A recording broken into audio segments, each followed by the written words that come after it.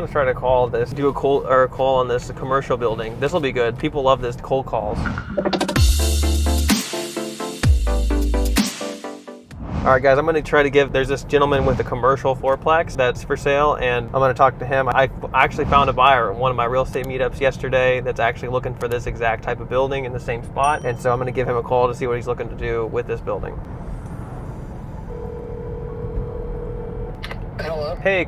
Hey, is this Dan? Yeah, this is Dan. How you doing? Doing well. How are you? Good, man. Good. Yeah, I think I was just calling you because I had a real estate meetup I host, and there was a gentleman there I actually know decently well, and he's like looking for a muffler shop to move his business into. Yeah, it's funny connecting things, isn't it? I know. Up for a while, but I mean, even the garage doors have the muffler exhaust outlet on them, so I mean, that's what it was years ago. Yeah. I think you were looking for around like $300,000 for it, something around there. Well, I have a friend that's a real estate agent. He had done some comps for me, and of course these are sitting on the market for a while. Yeah, sure. Because, I'm more in the 350 to 375 range right now, based on what it's renting out for, and quick deals also speak to me too. Because right now I haven't rented.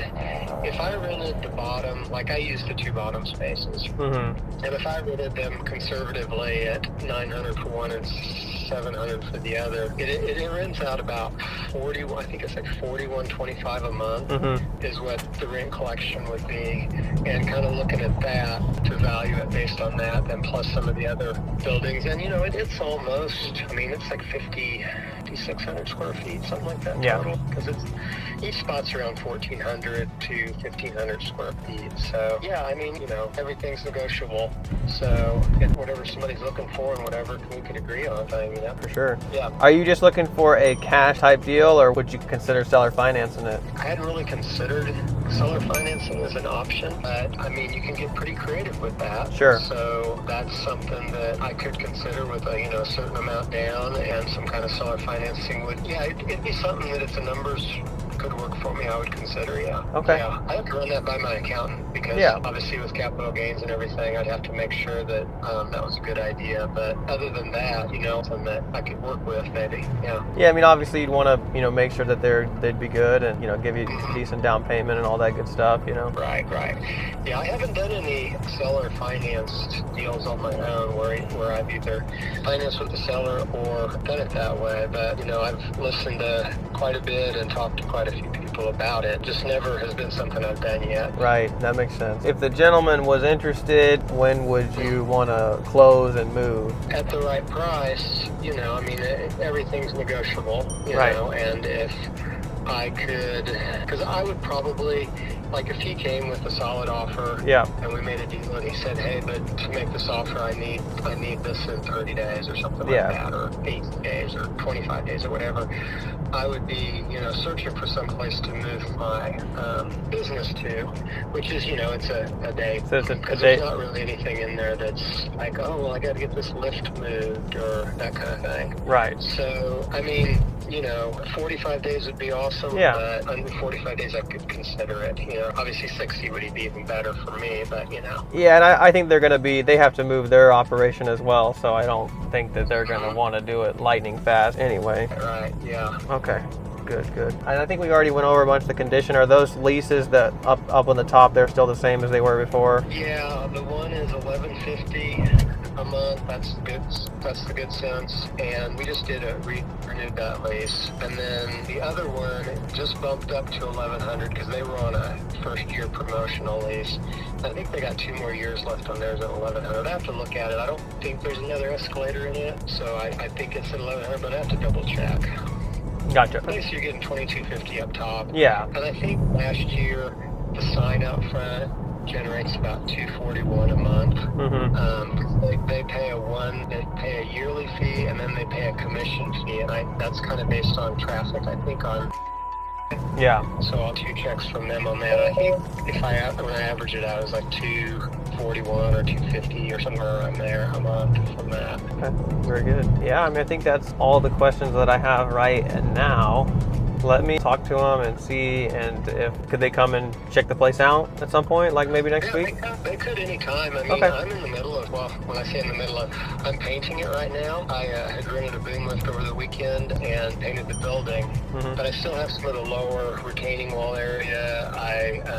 And then I was going to paint all the garage doors a dark gray, make them stand, just kind of clean up the building, make it look nice. Yeah. And those are obviously things where if they're like, hey, hold off on the colors because we might want a different color for garage doors or something, you know. I wasn't planning on painting the garage doors within the next week probably, but within the next couple weeks I was looking at getting that done too. Okay. Yeah, so anytime. I mean, I'm around pretty much any day except Wednesday. If they just want to come by, peek around and say, yeah, this wouldn't work, sorry, or yeah, kind of what we're looking at. Let's go forward, you know, see what we can do. Perfect. And that bottom area is about 3,000 square foot roughly, or? Yeah, I know that the one side is around 1,450, and it's a square. But the storage side, I think it might be a little less or a little more than that, because the east or the west side of the building on the bottom is angled just a little bit. You know, like at the back of it, like 27 feet wide, and on the front of it, it's like 24 feet wide or something like that. But they're both roughly about that, yeah. Okay, yeah, that'll get... Take some measurements to get you exact numbers, you know, but that's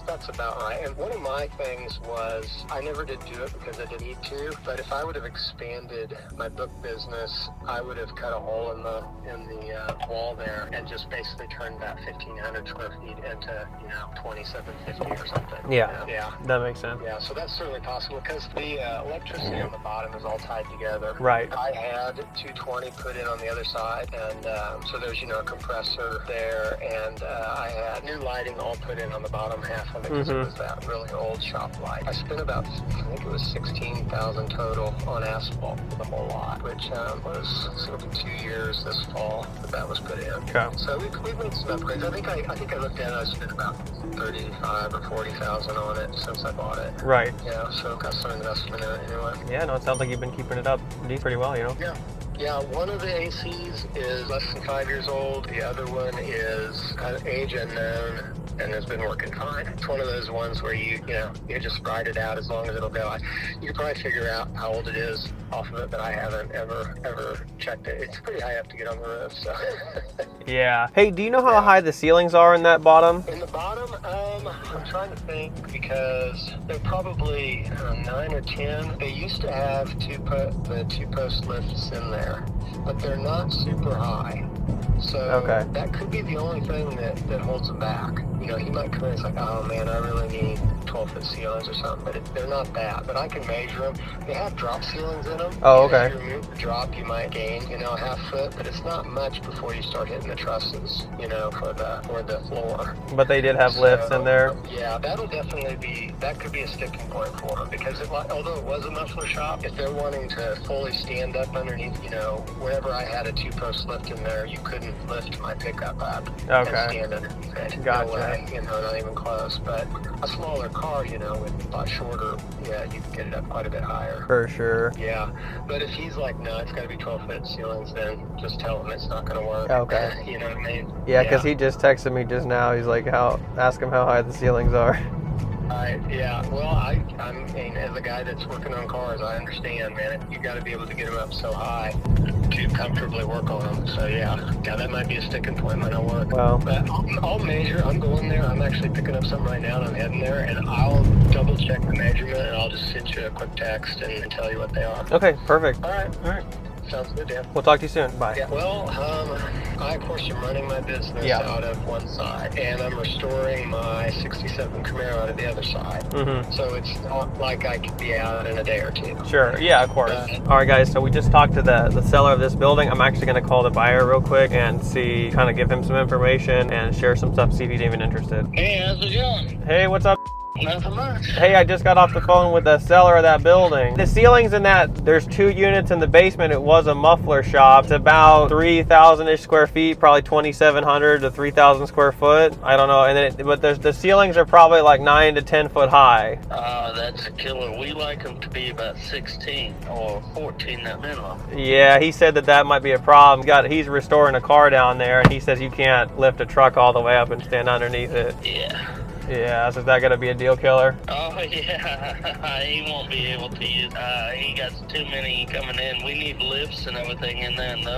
And like this shop we just got now is 14 feet even, and we had cut holes in the ceiling for the lifts to be fit in. Oh wow. Why don't you just stay there? Why are you looking to move? Just if I could buy a unit and just rent that to him, because his rent's a little bit higher than usual there, because this other lady's buying it and she's paying rent to own and he's paying her. Gotcha. And I was like, well, if there's a shop out there that I could buy, where's that building located? It's on let me see, I'm pulling up. I can send you the address. Now you said it was a fourplex. Yeah, so there's like a Good Sense sub. It's like on 20, it's almost like 24 and 291. It's just west of there, or just east of there rather. It's got a Good Sense subs and this other tenant in the top, and then the bottom is like the owner works out of it, and he's got an Amazon fulfillment business, and then he like is restoring a car down there. But I mean, it's bringing in like, you know, just the two tenants, and he rents the sign out, is bringing in like $2,500 a month, $2,500 a month just by itself. And then you can rent out the bottom two units for, you know, probably around the same, probably, you know, maybe $900 or $1,000 each. Yeah. Something like that. I'm trying to think where a Good Sense is. I haven't had one of them for a long time. But how many square feet are you looking for? He's just wanting something where he could have office, storage room, and just basically 3 bays. Right. Does it have to be somewhere in Independence, or could it be somewhere else? I think it's Independence. I'll talk to him about that one because most of his business name is known in Independence. Okay, well, I'll keep my eyes out for you. I was in the conversation last night. I was like, man, this is hitting my spot. I was like, but that whole chop shop thing, I was like, man. Exactly. Well, let me let you go, and I'll keep looking, okay? All right, send me the address. I'll still go look by it. Yeah. Why does he want to sell? He's not like super motivated, but he's running his Amazon business, and he just, you know, he doesn't need it to be there, and he's just kind of, he'd, you know, be interested in just redeploying the capital somewhere else. He said, you know, he'd probably prefer to do a cash deal, but he'd consider, you know, seller financing. I mean, honestly, if you found the right two tenants, it wouldn't be a bad income property. Yeah, I'm still tempted, but Yep. on finance, I'm not sure I can do about that. Uh-huh. Yeah, I mean, conventional is always the on this better, back you know, room? easier route if you can get, you know, a commercial loan. You know, that's what I always do by default we'll just do for the this. most part. All right, well, I'll let you go. All right, thank you. All right, bye. All right, guys, so we just talked to the buyer, a potential buyer on this commercial deal. Looks like it's not a good deal for him because the ceilings aren't high enough. You know, that's one thing with these commercial properties. They are quite a bit more complicated sometimes to kind of wholesale or move because every commercial property is unique, a little bit different. Everyone's got a different, you know, what they need and what they have. So it is harder to find tenants and harder to find buyers for commercial. But, you know, the good thing is once you find a tenant or you find a buyer, you know, they're going to probably stay there for a long time.